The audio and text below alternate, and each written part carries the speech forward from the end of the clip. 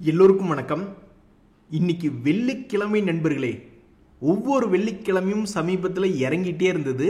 ஆனால் இன்னைக்கு நாம் காண்பது கனவா இல்லை நனவா அப்படின்ற மாதிரி 36 பாயிண்ட் ப்ளஸில் ட்ரேட் ஆகிட்டு இருக்கு. நேற்றே ஒரு நண்பர் சொல்லிட்டு தான் இருந்தார், ஒருவேளை இன்னைக்கு மாறி நடந்துருமோ அப்படின்னு.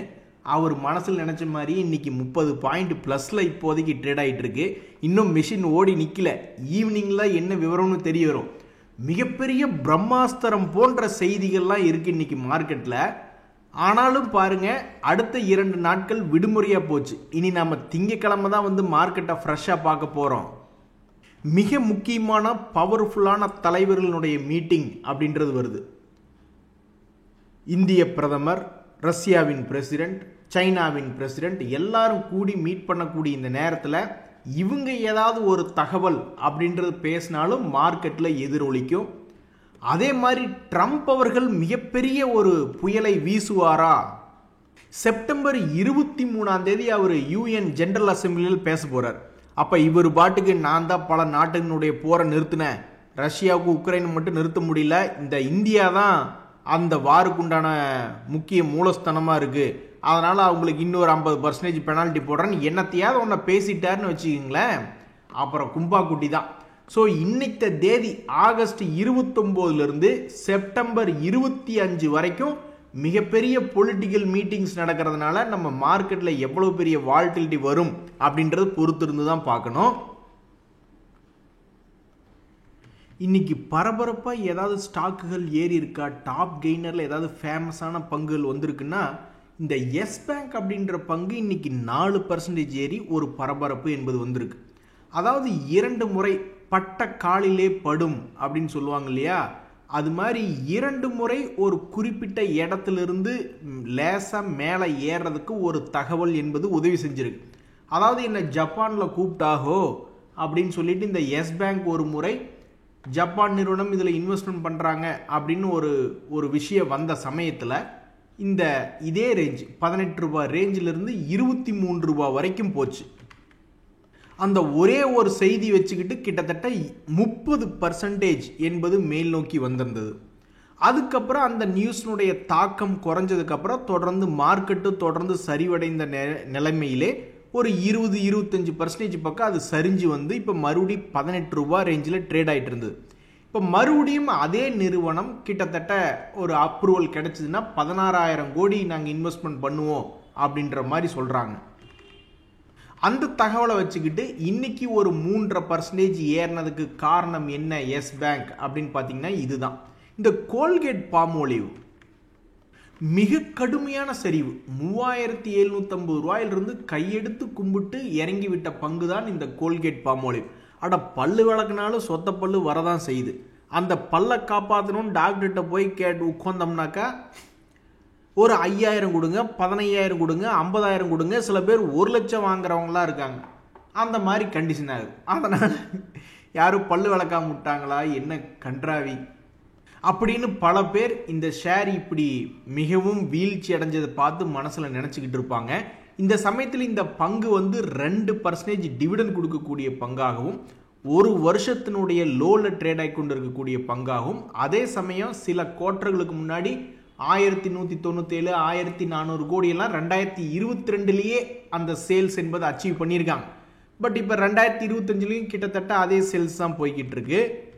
ஸோ தற்போதைய நிலைமையில் டிவிடெண்ட் கொடுத்து கொண்டு வளர்ச்சி என்பது குறைவாக இருக்கக்கூடிய ஒரு கம்பெனியாக இருக்கக்கூடிய இந்த கோல்பால், அதே சமயம் 52 வீக் லோ பக்கத்தில் ட்ரேட் ஆகி கொண்டு இருக்கக்கூடிய இந்த கோல்பால் இன்னைக்கு தேதியில் மார்க்கெட்டில் ஒரு ஒன் ஆஃப் த டாப் கெய்னரில் இதுவும் வந்திருக்கு.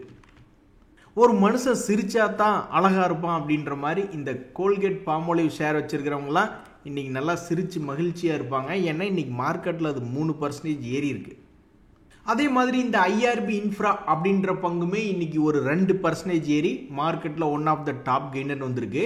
இந்த ஐஆர்பியினுடைய சமீபத்தினுடைய ரிசல்ட்டுகள் அவங்க எப்பவும் கொடுக்கக்கூடிய ஒரு 200 கோடி லாபம் என்பதை ஒட்டியே ஒரு நார்மலான ரிசல்ட்டாக தான் வந்திருக்கு இந்த ஐஆர்பி இன்ஃப்ரா அப்படின்ற பங்குல.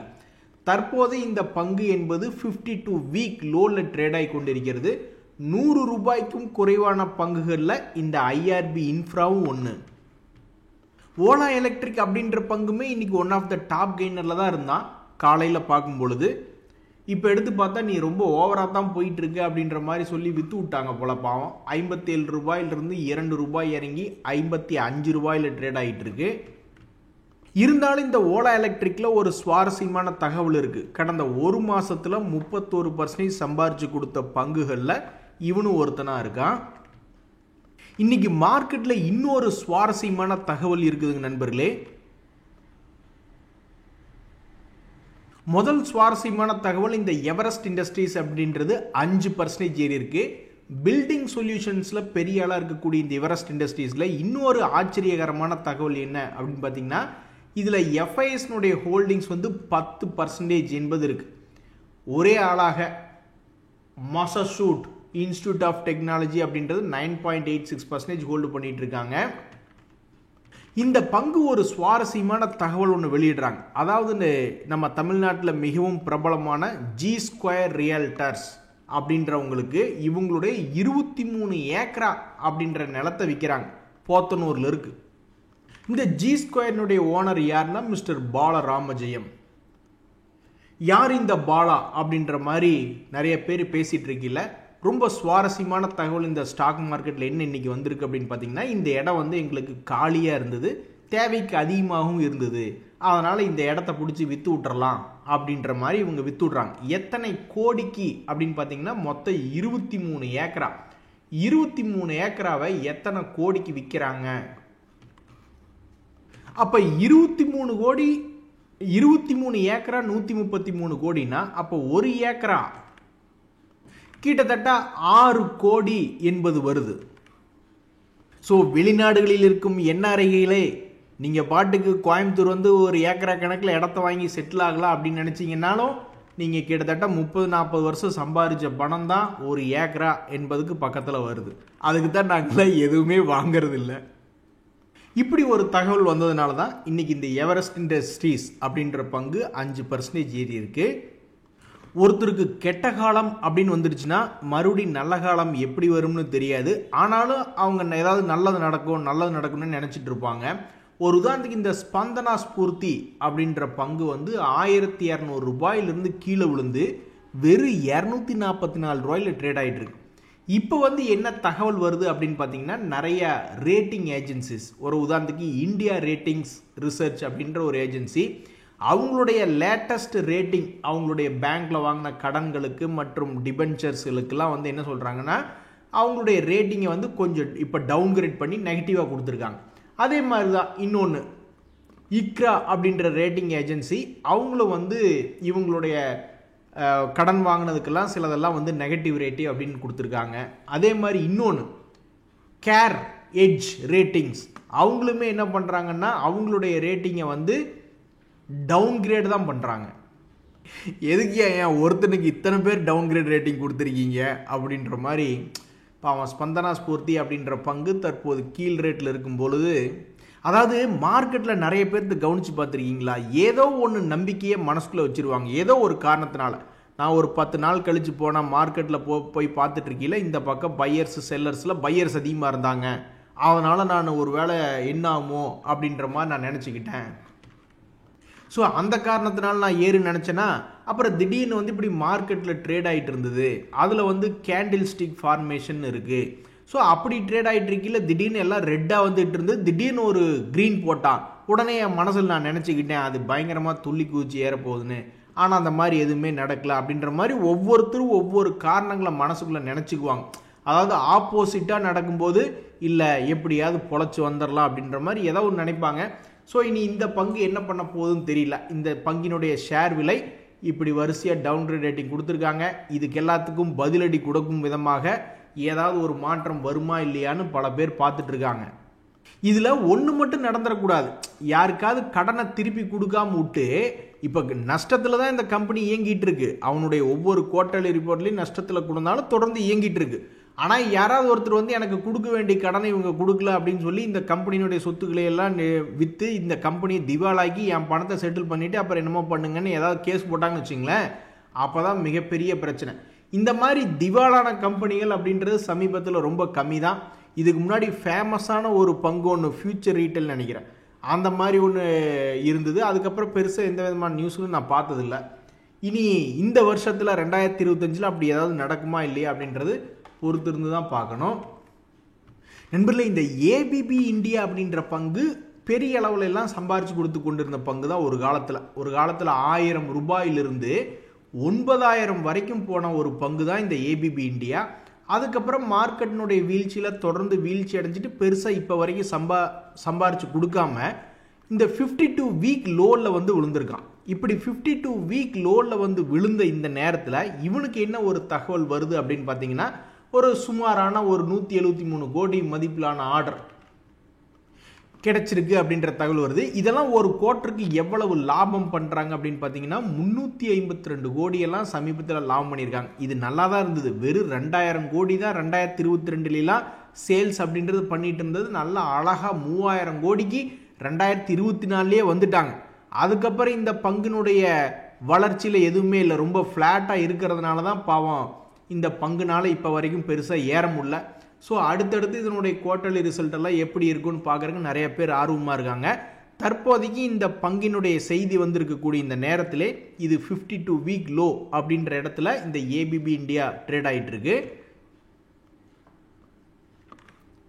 சில பேர்லாம் சொல்லுவாங்க, எங்களுக்கு ரொம்ப பயந்த சுபாவங்க, ஏதாவது மேலே இருக்கிற பங்குகளை எடுத்து யாராவது எங்களுக்கு கை மாற்றி விட்டுட்டு அது குப்புன்னு கீழே விழுந்துச்சுன்னு என்ன பண்ணுறது அப்படின்ற மாதிரி நிறைய பேர் பயந்த சுபாவம் இருக்கிறவங்க என்ன பண்ணுவாங்கன்னா, ஏற்கனவே ஏதாவது கீழே விழுந்து கிடக்கக்கூடிய பங்குகள் கிடக்குதா அப்படின்னு பார்த்துட்டு இருப்பாங்க.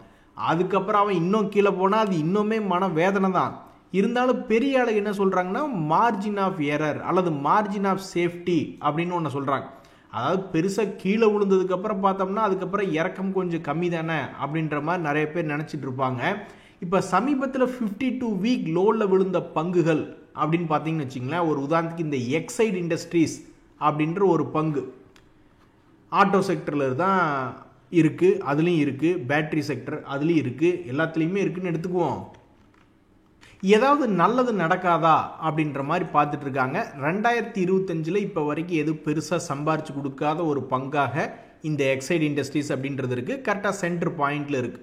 இதனுடைய தகவல் என்ன அப்படின்னு பார்த்தீங்கன்னா 200 டேஸ் மூவிங் ஆவரேஜ் கிட்ட அப்படியே ட்ரேட் ஆகிட்டு இருக்கு இந்த எக்ஸைட் இண்டஸ்ட்ரீஸ்.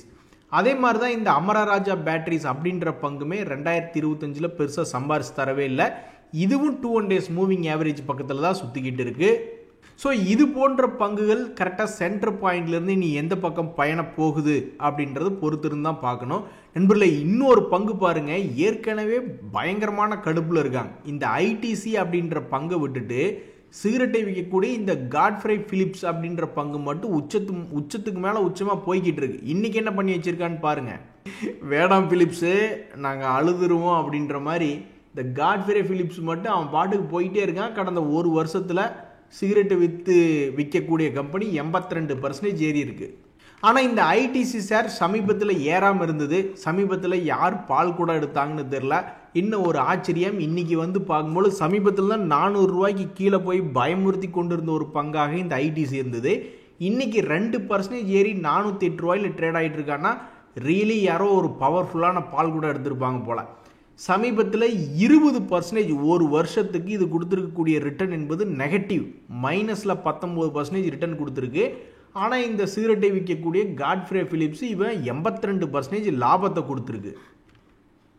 அந்த காலத்தில் எங்கள் தாத்தாலாம் சொல்லுவாங்க, இந்த பீடி வந்து சுருட்டை ஒழிச்சாங்க, அப்புறம் சிகரெட்டு வந்து பீடியை ஒழிச்சாங்க, இப்போ சிகரெட்லேயே வேறு வேறு பிராண்டுகள் வந்து இன்னொரு பிராண்டுகளை போட்டு தள்ளுது அப்படின்ற மாதிரி இருக்கு. ஆக மொத்தம் அந்த சிகரெட்டை ஒழிக்கிறதுக்கு இன்னும் எந்த விதமான கவர்மெண்ட்டும் பெருசாக ஆக்ஷன் எடுக்க மாட்டேங்கிறாங்க.